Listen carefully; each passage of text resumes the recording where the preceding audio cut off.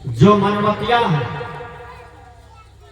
वह सारे विकार को अपने जीवन में पोष करके रखते हैं।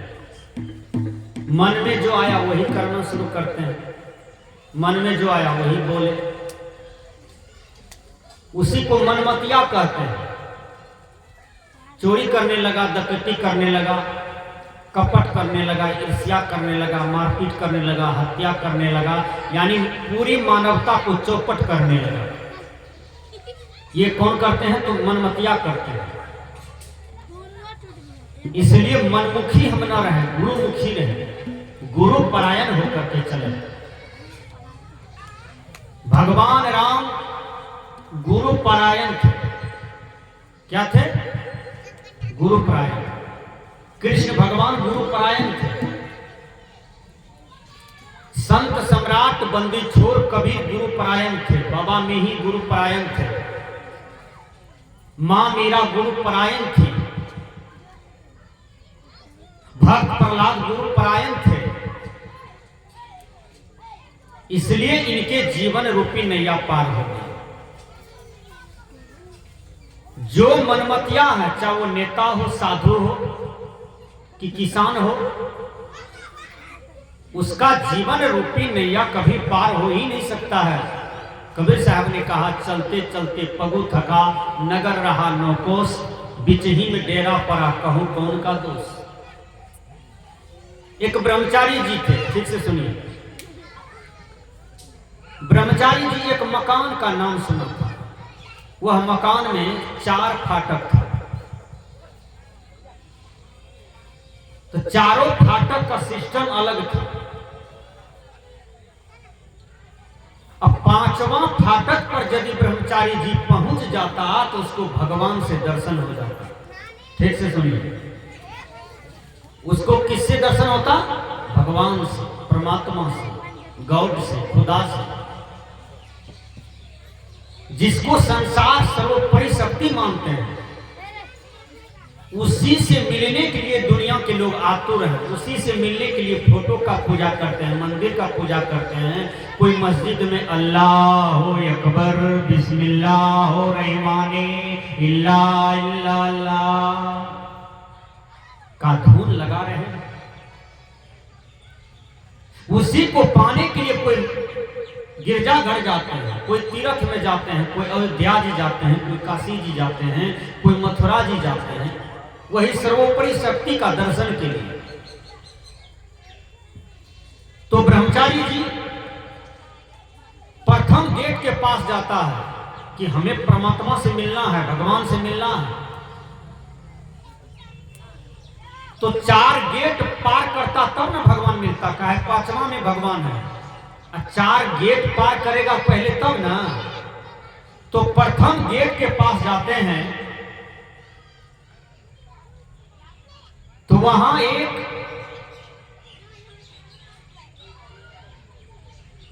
वेश्या थी। वेश्या बहुत सुंदर देखने में। कहा जाता है वह नारी धन्य है जो एक पति के साथ रहती है और एक पति पर श्रृंगार करती है। एक लड़की कुमार थी, मोबाइल में बात कर रही थी। तो हम मोटरसाइकिल से जा रहे थे, उसका एक वर्ड सुन लिए। वह कह रही थी कि आज तुम्हारे नाम से हम मेहंदी हाथ में पहनेंगे और तुम्हारे ही नाम से बगल में करके सिंदूर लगा ही लेंगे। तो हम गाड़ी स्थिर कर दिए। हम कहे कि बहन जी शादी हो गई है क्या? उसको दिमाग में हुआ कि बाबा जी लगता है सुन लिया। कहा जो आदमी गलत करेगा, अंदरों अंदर गलत करेगा तो उसको भय हो जाता है, उसको पसीना उतरने लगता है यदि कोई प्रश्न शुरू कर दे तो। कहा उसके कर्म उसको दुख देने लगता है, उसको कचोटने लगता है। आप थोड़ा सा भी गलत कीजिए तो आपके कर्म ही आपको पसीना उतार देगा, उतार देता है ना। बिन पूछे आप किसी का कद्दू तोड़िए बारी में, पसीना उतर जाएगा। कहीं देख लिया होगा क्या हो जाएगा। बिन पूछे किसी का खीरा चुराने जाइए तो देखिएगा आपको पसीना उतर जाएगा, खीरा तोड़ते तोड़ते। क्या गलत जो आप कर रहे हैं? आत्मा को पसंद नहीं है, आत्मा को मंजूर नहीं है। आप मन के चलते ऐसा कर रहे हैं। किसके चलते? मन के चलते। मन कह रहा है चोरी करो, मन कह रहा है डकैती करो, मन कहता है गलत करो। आत्मा कभी नहीं कहती है, आत्मा रोकता है मनुष्य को। तो मैंने कहा ब्रह्मचारी जी, तो उस गेट के पास गया और उस लड़की को हमने पूछा कि तुम किससे बात कर रही थी, शादी हो गया क्या? कहा बाबा शादी तो नहीं हुआ, हमके लिए सिंदूर किसके नाम से पहनोगी? हाथ में जो तुम मेहंदी लगाओगी तो वो किसके नाम से? कहा सुन लिए बाबा, ये बाबा नहीं कहेगा किसी को, हम किसी से प्यार करते हैं। हाय कुमार, अब किसी लड़का से प्यार करती है तो जिनसे प्यार करती हो तुम्हारे गार्जियन सक्षम है कि नहीं, उनका गार्जियन सक्षम है कि नहीं? यदि नहीं सक्षम हो, कहीं लड़का धोखा दे दिया, कहीं तुम ही उसको धोखा दे दिया, तो कितना लड़का मर करके धार में सड़ रहा है और कितना लड़की मर करके धार में सड़ रही है। ये सब कांड दैनिक जागरण और हिंदुस्तान पेपर अंकित कर रहा है। चरित्र की समीक्षा कीजिए, हर लड़का चरित्रवान बनिए, स्वामी विवेकानंद की तरह। किसी की बेटी हो, जवान लड़की हो, जवान बहू हो, ये समझिए कि मेरी माँ है, हमारी बहन है, आपकी दृष्टि कभी नहीं बिगड़ेगी, आपका दृष्टि बिल्कुल अच्छा रहेगा। मातृव्रत परदारेसु पर दरवेसु लोष्टवत। बंदी छोड़ कबीर ने कहा, पर नारी पैनी छोड़ी मत लागो कोई अंग, रावण के 10 सिर गए पर नारी के संग। सीता की सुंदरता की मोह में रावण पागल हो गया था कि सीता जैसे सुंदर वह कहीं देखबे नहीं किया था, इसलिए सीता को हरण किया। सीता को हरण किया तो रावण विद्वान था, जानता था कि सीता सती नारी है, जोर जबरदस्ती करेंगे तो हम जल के राख हो जाएंगे। यदि सीता अपनी इच्छा से हमको पति बना ले तो इसके साथ हम सुख भोग कर सकते हैं। ये बात रावण को जानकारी थी, इसलिए रावण बार बार समझाने आता था सीता को। नहीं तो डायरेक्ट पलंग पर गिरा करके सुख भोग नहीं कर लेते क्या? कहीं भी कर लेते। उसके अंदर में था, बहुत कुछ अंदर में था, सामर्थ्यवान था रावण। लेकिन रावण सामर्थ्यवान भी था, अहंकारी था, लेकिन समझदार था। इसलिए रावण सीता के साथ कभी भी कोई भी काम गलत नहीं किया, केवल हरण करके ले गया लंका, अशोक वाटिका के पास रख दिया और अपना दूत लगा करके भेजते थे कि समझाओ कि हमको पति स्वीकार कर ले। लेकिन वो कहती थी सीता कि हम राम के सिवा किसी को नहीं जानते हैं। यही सती नारी का पहचान है। केवल वो अपनी पति के मुख को देकर के संतुष्ट रहती है, पति को ही देवता मानती है, पति को ही भगवान मानती है, पति को ही महादेव मानती है। आज आपके नाक में 70,000 का नथिया शोभा देती है, पतिये के कमाई के चलते ना। कान में 1 लाख की बाली है, पतिये ने दिया है, तभिये शोभा देता है। नाक से लेकर के यहां तक जो सिंदूर घसे हैं, उस सिंदूर का पैसा, उस शोभा पतिये ने बढ़ा रहा है। संस्कृत के विद्वान ने कहा, पति वाक मनाद्रिक स्वच्छ यावर्तते पूया सा नारी निर्थे घोरे पतत्या चंद्रतारकम। अर्थात जो नारी अपने पति के रहते हुए कहीं और जगह पूजा करने जाती है, ठीक से समझिए, अब पति की पूजा नहीं करती है, ऐसी पत्नी पति के आयु का छीन करती है। शास्त्र में लिखा हुआ, सुबह जगिए तो पति को प्रणाम, सास ससुर को प्रणाम, घर में गोविंदा अमिताभ बच्चन हीरो हीरोइन का फोटो मत रखिए, चित्त चंचल होगा, मन बिगड़ेगा। घर में फोटो रखना चाहते हैं तो सास ससुर का कैलेंडर रखिए, माता पिता का कैलेंडर रखिए, महात्मा गांधी का कैलेंडर रखिए, सुभाष चंद्र बोस का कैलेंडर रखिए, स्वामी विवेकानंद का फोटो रखिए, बाबा मीही का फोटो रखिए, संत सम्राट बंदी छोड़ कबीर का फोटो रखिए, जिसको देख करके आप चरित्रवान हो सकते हैं, नैतिकवान हो सकते हैं। इंग्लिश के विद्वान ने कहा good character is the man foundation of life. पवित्र आचरण ही मानव जीवन का स्तंभ होता है। If wealth is lost nothing is lost, if health is lost everything is lost, if character is lost everything is lost. अर्थात धन खोया तो कुछ न खोया, शरीर का स्वास्थ्य खोया तो कुछ खोया, यदि मनुष्य का चरित्र खो गया तो उसका सर्वनाश हो गया। इसलिए सब आदमी चरित्रवान बने, बहन माता चरित्रवती बने, बेटियां चरित्रवती बने। स्कूल कॉलेज पढ़ने के लिए जाती हो आती हो, इस बीच में किसी लड़का से बात न करो, चरित्रवती बन जाओगे। किसी पर पुरुष को टोको नहीं, मजाक नहीं करो। किसी जवान बेटी लड़की के साथ एकांत में बार बार मत बैठो, बार बार मोबाइल लगा करके बात मत करो। यदि संदेह हो गया तो इस बीच में बड़ा बड़ा कांड भी हो सकता है, समाज में घट रहा है। हिंदी जगत के कवि ने कहा, अपना हो या पराये सबके लिए हो न्याय, देखो कदम तुम्हारा हरगिज न डगमगाए। रास्ते बड़े कठिन है चलना संभल संभल के, रास्ते बड़े कठिन है चलना संभल संभल के। देखो कदम तुम्हारा हरगिज न डगमगाए। नेता तुम ही हो कल के, साधु तुम ही हो कल के, किसान तुम ही हो कल के, युवक तुम ही हो कल के, युवती तुम ही हो कल के। इसलिए नैतिकवान बनो, चरित्रवान बनो। चरित्र की पूजा होती है। तो ब्रह्मचारी जी प्रथम गेट के पास गए तो वहां बेश्या काम भावना को लेकर के खड़ी है। काम भावना मतलब सेक्स विकार, इंग्लिश में कहते हैं SEX, सेक्स विकार। हिंदी में उसको विकार कहा जाता है। वह हर्षिका पाकर विकार, सेक्स विकार, उसको कहते हैं काम विकार। लड़का सोया हुआ है, सपना में देख लिया कि बहुत प्रेम मोहब्बत कर रहे हैं, ब्याहो कर लिए हैं, उससे कुछ कर रहे हैं। नींद टूटा तो देखते हैं मर भाई, हम अपने चौकी पर है, मिले कहां है। तो जो चिंतन करोगे सपना में वही आएगा।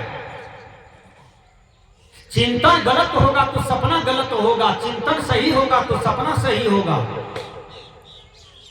सपना भगवान नहीं देते हैं कि देवी देवता नहीं देते हैं सोखा मोखा गहीर कि आज इसको ये सपना दे दो, इस सपना के अनुसार काम करेगा। सपना क्या है? एक प्रकार का आपका चिंतन है। आपने जो अंदर से चिंतन किया है भर दिन, वही रात में सपना में आता है। सपना कभी अपना नहीं होता है, वो आपके ही चिंतन का परिणाम है। तो ब्रह्मचारी जी जब प्रथम गेट के पास गया तो वहां बेश्या काम भाव लेकर के बैठी थी। बेश्या, बेश्या का मतलब, बेश्या को बेटा हो जाए तो कोई बेश्या कह दे तो फलमा आदमी का पैदाइश बेटा है, हो नहीं सकता है। बेश्या को एक पति नहीं होता है, हजारों होता है। यदि बेश्या से एक पुत्र पैदा ले तो किस बात का नाम लिखाएगा? इसलिए भारत के नर नारी, माता बहन बड़ी संस्कृति का जीवन जीती है कि एक पति के साथ रहती है, एक पति के लिए एक ही सिंदूर लगाती है कि एक पति के साथ रह रही है। ये भारतीय नारी की पहचान है। बोलिए सद्गुरुदेव की जय। अरे मां, जवान बेटी 12 बजे रात में आएगी तो आप 100 प्रश्न उठाती हो, कहां था, कहां गया था, जवाब दो। जवान बेटा 12 बजे रात में आया तो एक बार भी नहीं पूछते हो कहां था, और वो आकर के खा के सो गए। पूछा कभी चोरी करने गया था कि दूसरे की इज्जत लूटने गया था कि कहीं डाका डालने गया था, किसी का कुछ बिगाड़ने गया था? तब न जवान जवान लड़का बिगड़ रहा है। खाली बेटी पर गाइडिंग करते हैं, खाली बेटी पर नजर रखे हैं। संत महात्मा कहते हैं जितना गाइडिंग आप बेटी पर करते हैं उतना निरीक्षण बेटा पर भी कीजिए, उतना निरीक्षण बेटी पर कीजिए। आपका परिवार संतुलन रहेंगे, आपका घर परिवार स्वर्ग से सुंदर हो जाएगा। तो ब्रह्मचारी जी प्रथम गेट के पास गए, बेश्या सेक्स विकार लेकर के खड़ी है। ब्रह्मचारी जी कहती है बहन जी हमको आगे बढ़ने दो। कहा आगे बढ़ोगे? कौन हो तुम? हु आर यू, कौन हो तुम? कहा आई एम ए सेंट, मैं एक संत हूं, मैं एक साधु हूं, मैं एक महात्मा हूं। कहा तुम एक महात्मा हो तो यहां क्यों आए हो? हम तो वेश्या हैं। तू हमारे मन की विकार को दूर करो, तुमको हमारे साथ भोग करना होगा। तो बहन क्यों कहती हो? तुम मेरे पति बनो और पति पत्नी का जो संबंध होता है वो करना होगा, तब तुमको हम आगे जाने देंगे। ब्रह्मचारी जी थूक फेंकते हैं। कहा बहन जी कम से कम हमको छोटा भाई के रूप में समझिए, भाई के साथ इतना दुर्व्यवहार मत कीजिए। आपकी जो आंख गंदी है, नाक गंदी है, सोच गंदी है, दृष्टि गंदी है, शब्द स्पर्श रूप रस गंध का जो स्वाद लेने का आपको चसक लग गया है, यह भावना जो गंदी है, इस भावना को दूर करो बहन जी। है बहन जी, इसको भाई समझो, हमको जाने के लिए दो दूसरा गेट पर। कहा यहाँ भाई नहीं समझा जाता है, जो आगे बढ़ता है तो पहले हमसे भोग करती है, तब वो आगे बढ़ता है। ये करना ही पड़ेगा, यहाँ का नियम है। ब्रह्मचारी जी भी हाथ जोड़ते हैं, ठीक से सुनिए। ब्रह्मचारी जी ने कहा बहन जी तुम 1 लाख भी प्रयास करोगे, मुझको 5वां गेट पर जाना है। अब तुम मेरी बहन हो, हम तुम्हारे भाई हैं, यही विवाह रहेगा, लेकिन हम पर कृपा करो, हम तुमको लाख लाख प्रणाम करते हैं। ये बहन जी, ये बहन जी। कहा जाता है मधुर वचन है औषधि, मधुर वचन बोलिए तो पहाड़ भी पिघल जाए, दुष्ट भी पिघल जाए।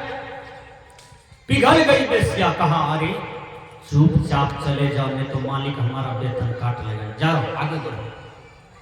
रहम कर दिया वेश्या। कहा आगे बढ़ो, जाओ, तुम्हारे जैसे इंसान नहीं मिला है धरती पर आज तक हमको, हमारी इज्जत से बहुतों खेल के गया है आगे, लेकिन तुम ही एक इंसान मिले हो जो आज परिपक्व बात बोले हो, सच बात बोले हो। दूसरा गेट पर जब गया तो वहां पर एक आदमी मांस का फ्राई लेकर के कटोरा में रखा हुआ था। कहीं मछली का फ्राई, कहीं बेन का फ्राई, कहीं गाय का फ्राई, कहीं भैंस का फ्राई, कहीं चूहा मुसवा का फ्राई, ये सब फ्राई बना बना के रखा हुआ था। ये आदमी को पूछिए जो मांस मछली खाता है, उसको पूछिए मांस मछली क्या खाता है? मछली तो कहेगा नेटा, खेखास, पोटास, पैखाना, मुर्दा, ये सब मछली खाती है। अब उसी इंसान से पूछिए कि मछली क्यों खाते हो, तो कहेगा विटामिन होता है। रे गधाया आदमी, मछली में विटामिन होता है तो दूध में क्या होता है? नमक होता है। दूध खाइए ना मस्त रहिएगा, दही खाइए मस्त रहिएगा, घी खाइए मस्त रहिएगा। दूध दही घी खा करके भगवान कृष्ण कंस को उठा के पटक के मारते मारिए दिया पापी को। इतना घी दूध खा के पहले बलवंत हुआ। मछली खाने वाला आदमी को देखे हैं, पटक के मारा है रावण को, कंस को, दुर्योधन को। इसलिए वैष्णव का जीवन जिए। आपके लिए प्रकृति ने दिया सेब, अंगूर, किशमिश, छोहरा, बेदाना, मनक्का, गेहूं, चावल, परवल, करेला, कद्दू, यही सब खा करके आप लाल रहिएगा, मस्त रहिएगा।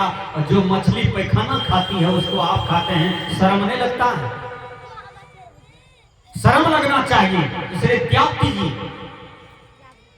आपका भोजन वो नहीं है, गंदा चीज खा रहे हैं, आपका भोजन नहीं है, आप अज्ञान में खा रहे हैं। दाल भात सब्जी खाइए, रोटी सब्जी दूध खाइए, सब दिन स्वस्थ रहिएगा। तो ब्रह्मचारी जी जब दूसरा गेट के पास गए, वहां पर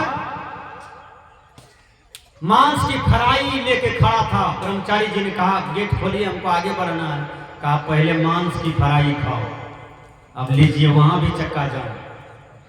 कहा जो तीसरा गेट पर जाता है, यहाँ का नियम है पहले मांस की फ्राई खाएगा तब आगे बढ़ेगा। अब बेचारे संकोच में पड़ गए, हम ब्रह्मचारी कहाँ वैष्णव कहाँ संत, मेरा संकल्प कुछ और, मेरा राह चलन संसार से भिन्न है। वो ब्रह्मचारी जी क्या किया, बहुत कल जोड़ा भैया, ए भैया आप बड़े भैया हम छोटे भैया, हम वैष्णव का जीवन जीते हैं, हम पर रहम करो ए भैया, ए हमको जाने दो आगे। बहुत मधुर शब्द का प्रयोग किया। उस सठ भी सुधर गया, उस सठ भी कहा चुपचाप चले जाइए, नहीं तो मालिक मेरा पैसा काट लेगा वेतन में से। जाने के लिए दे दिया। जब तीसरा गेट के पास जाता है तो वहां एक पहलवान गदा लेकर के पहलवानी करने के लिए तैयार था। ब्रह्मचारी जी को कहा पहले हमसे पहलवानी करो, उसके बाद हम तुमको आगे जाने देंगे। कहा भैया आप कहां? 5 हाथ हरियाणी पंजाबी लोग, वो पगड़ी, वो मुंगरा, वो सीना, हमको यके हाथ मारिएगा तो दिन खत्म हो जाएंगे।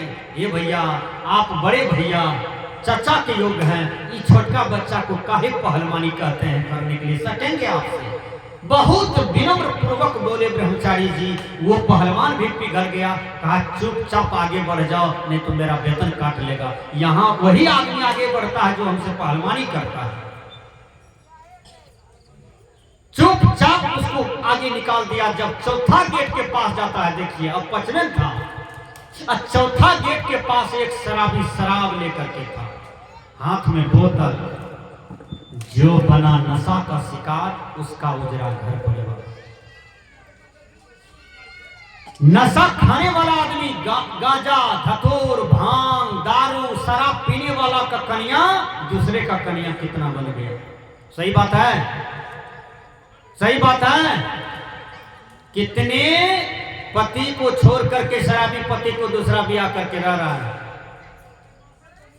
विचार कीजिएगा, उजड़ जाता है उसका घर परिवार। कहीं बालो बच्चा है तो उसको भी लेके भाग जाती है। विचार कीजिएगा। इसलिए शराबी मत बनिए। आपने जिसको मांग में सिंदूर दिया है, जिससे बच्चा पैदा किया है, वही इज्जत फिर दूसरा लड़का भोगेगा। बोलिए आपको पसंद है चीज क्या है? कि जिसको पत्नी बनाए हैं, जो बच्चा पैदा किए हैं, दारू वाला पैसा, गांजा भांग वाला पैसा, शराब वाला पैसा बच्चा की शिक्षा में खर्च कीजिए, दारू में खर्च मत कीजिए। सही बात है ना? इससे समाज का परिवर्तन होगा। इंग्लिश के विद्वान ने कहा do not smoke, smoking is injurious to health. धूम्रपान निषेध, और धूम्रपान स्वास्थ्य के लिए हानिकारक होता है। कोई शराब मत पियो, कोई दारू मत पियो, कोई गांजा मत पियो, कोई भांग मत पियो, किसी भी प्रकार की नशा सेवन न करें। लेकिन ब्रह्मचारी जी जब चौथा गेट पर गया तो वो आदमी कहा तुम 5वें गेट पर जाओगे साधु? कहा हाँ। कहा पहले शराब पीना पड़ेगा।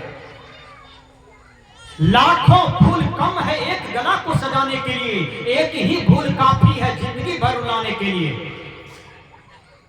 ब्रह्मचारी जी भूल कर दिया, उसको प्यास लगी थी। उस आदमी ने कहा अरे पानी है, इसको पीने से कुछ नहीं होगा, पानी की तरह है, पी लीजिए। ब्रह्मचारी जी समझ नहीं पाया, उस शराब को हल्का पानी समझ करके पी लिया। जैसे पिया नशा में आ गए। सुन रहे थे हमारे साहब ये भी बोल रहे थे कि नशा का जितना नशा नहीं चढ़ता है, उतना अहंकार का नशा लोगों को सताता है। ब्रह्मचारी जी भूल करता है। भूल की नशा देखिए क्या होता है। थोड़ा सा वो दारू पी लिया, जब दारू पिया तो नशा में आया। नशा में आया, जिस पहलवान को बड़ा भैया कहते स्वीकार किया था, वो पहलवान को यह कई थप्पड़ मारा। ब्रह्मचारी वाला हाथ न था, ब्रह्मचारी वाला हाथ लोहा होता। यह कई थप्पड़ में घोटा दिया। मुंगरा क्या पकड़ेगा? जिस वेश्या को बहन कहा था, उस वेश्या के साथ भोग कर लिया। जिस मांस फ्राई को समझा था कि गंदा भोजन है, गलत भोजन है, उसको भर पेट खा करके अब पुनः 0 नंबर वाला गेट पर चला गया। केवल एक भूल किया कि शराब पी लिया। यही जिंदगी की भूल है। ब्रह्मचारी जी कबीर साहब उसी को बोले, चलते चलते पगु थका, नगर रहा नौकोश, बीच ही में डेरा पड़ा, कहूं कौन का दोष। साधना मार्ग में चले हैं, साधु बने हैं, गुरु बने हैं, यदि सही साधना नहीं करते हैं तो देखिए अभी राम रहीम किस कोठरी में बंद है, आसाराम जी कहां बंद हैं। तो साधु बनिए, तो सच्चा साधु बनिए। कल साधु बनकर के आप क्षेत्र घिनाते हैं, नाम घिनाते हैं, कहीं से बदबू आता है तो सब साधु को कलंक की दृष्टि से लोग देखते हैं। इसलिए साधु का आचरण साफ होगा तो दुनिया का आचरण साफ हो जाएगा। इसलिए आइए मैं भजन के द्वारा वर्णन कर